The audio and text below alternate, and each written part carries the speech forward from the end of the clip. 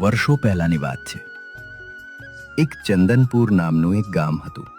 તે ગામમાં એક વેપારી રહેતો હતો. તે બહુ જ ઈમાનદાર અને બહુ જ સારો માણસ હતો.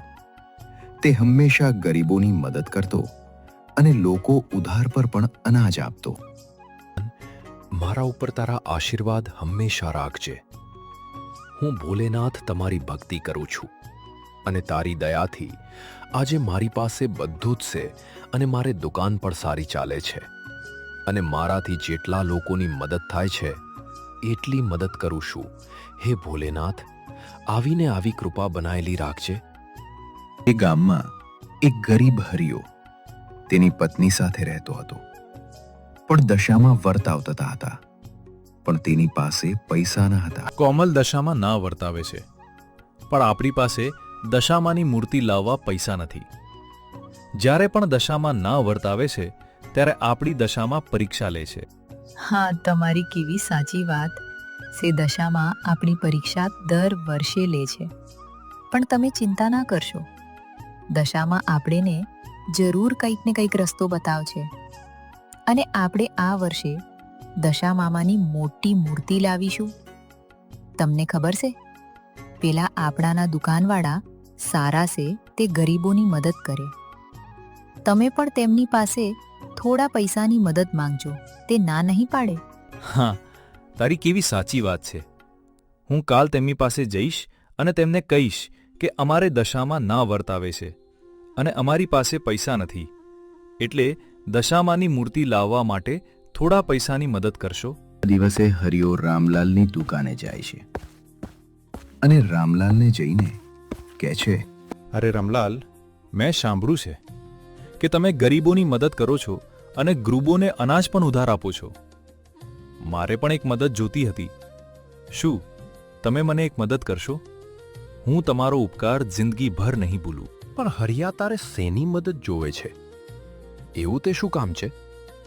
મને તો તારી મદદ કરવામાં કોઈ વાંધો નથી. તમને તો ખબર હશે કે દશામાં ના વર્તાવે છે અને હું અને મારી પત્ની બંને જણ દશામાં ના વર્ત કરીએ છે અને આ વખતે વર્ત કરવા છે, પણ અમારી જોડે મૂર્તિ લાવવા પૈસા નથી.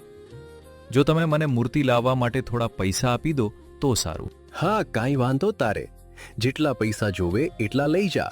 અને હા, મારી દુકાનેથી તારે જે સામાન જોઈએ તે પણ લઈ જા.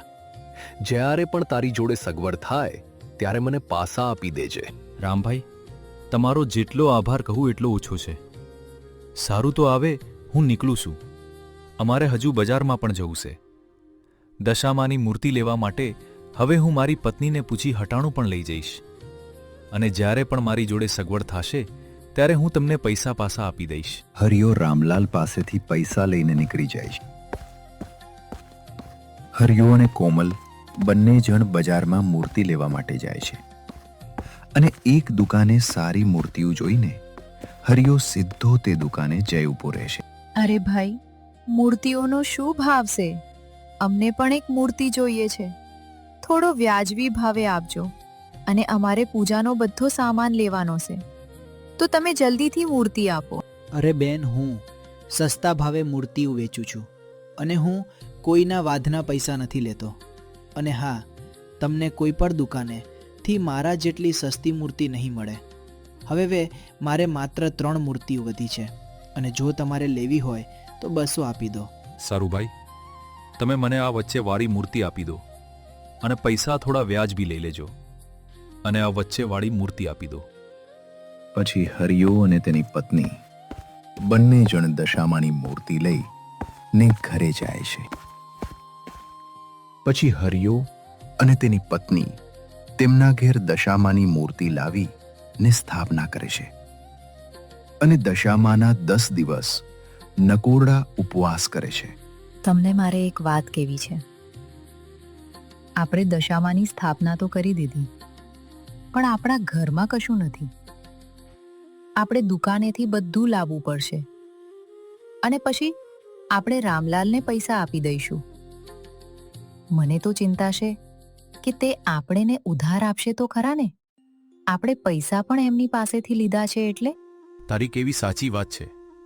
હું જ્યારે પૈસા લેવા ગયો ત્યારે મને રામલાલ એ કહ્યું હતું કે તારે મારી દુકાનેથી જે પણ વસ્તુ જોતી હોય તે લઈ જજે અને તારી પાસે જ્યારે પણ સગવડ થાય ત્યારે પૈસા આપી દેજે. પણ હું તને કહેવાનું ભૂલી ગયો. કાંઈ વાંધો નહીં, હું આજ સાંજે જઈ ને બધું જ હટાણું લઈ આવું શું અને પછી પૈસા આપી દઈશ. આપણા ગામમાં આવા એક દુકાનવાળા છે તે સારું છે, નહીં તો આપણા જેવા ગરીબ ઘરવાળાનું શું થાત? એક કે તહેવાર સારા ના થોત અને ઉપરથી કાંઈ પણ આશા ના રોત. એકદમ સાચી વાત છે. અને હા, સારું થાજો. રામલાલભાઈનું જે આખા ગામના લોકોની મદદ કરે છે અને ભગવાનની પણ બહુ જ મહેરબાની છે. રામલાલભાઈ ઉપર ભગવાન પણ કેમ ખુશ ના હોય? આવા ભલાઈના કામ કરે છે. આપણે પણ સારી મજૂરી કરીને પણ બધા પૈસા આપી દેશું. આવા સારા માણસના પૈસા ટાઈમે આપી દેવા પડે, ન કે આપણા વર્ત પણ ફેલ જાય. હવે તમે આજે સાંજે જઈ ને હટાણું લઈ આવજો. હા, વાંધો નહીં. આજ સાંજે જઈને હું રામલાલભાઈની દુકાનેથી હટાણું લઈને આવીશ. સાંજ થાય એટલે હરિયો રામલાલની દુકાને જાય છે અને રામલાલને જઈને કહે છે, અરે રામલાલભાઈ, તમે મને કહ્યું હતું ને કે હટાણું જોતું હોય તો લઈ જા. જે તમે કહ્યું હતું તે હું ભૂલી ગયો હતો, પણ આજે સવારે હું બેઠો હતો અને મારી પત્નીએ મને કહ્યું કે આપણા ઘરમાં હટાણું પતી ગયું છે, એટલે તમે રામલાલભાઈની દુકાને જઈ ને હટાણું લઈ આવો. ત્યારે મને યાદ આવ્યું કે મને તો તમે મને હટાણું લઈ જવાનું કહ્યું હતું, અને પછી મેં મારી પત્નીને કહ્યું કે તું ચિંતા ના કરીશ, હું સાંજે જઈ ને રામલાલભાઈની દુકાનેથી હટાણું લઈ આવીશ. હવે એમ કરો, મને બધું જ થોડું થોડું આપી દો, અને હા, ફરારી કેવડો અને રેફરનું એક એક પેકેટ મૂકી દેજો. અરે હરિયા, મેં તો તને કહ્યું હતું તો ખરા કે કાલ આવીને લઈ જાજે, પણ તું ભૂલી જાય એમાં હું શું કરું બોલ? અને હા, મારી દુકાનેથી કોઈ ગરીબ માણસ પાછું નહીં જતું, કારણ કે કોઈને પણ નિરાશ નથી કરતો. કેમ કે ભગવાનની દયાથી આજ મારે ઘર ધનદોલતની કોઈ કમી નથી, અને હું જ્યાં સુધી જીવી ત્યાં સુધી હું ગરીબોની મદદ કરતો રહીશ, અને કોઈ દિવસ અભિમાન નહીં કરું. અને મને મારા જોડે એક પણ પૈસો નહીં રહે તો ચાલશે, પણ એક પણ માણસની મદદ કર્યા વિના નહીં ચાલે. હા, બોલ, હવે તેને શું શું વસ્તુ આપું? અને હા, પૈસાની કોઈ ચિંતા કર્યા વગર. બોલ, તારી જોડે હોય તો આપજે, નહીં તો કાંઈ વાંધો નહીં. સારું, બોલ, જલ્દી વાતું તો બહુ થઈ જઈ છે.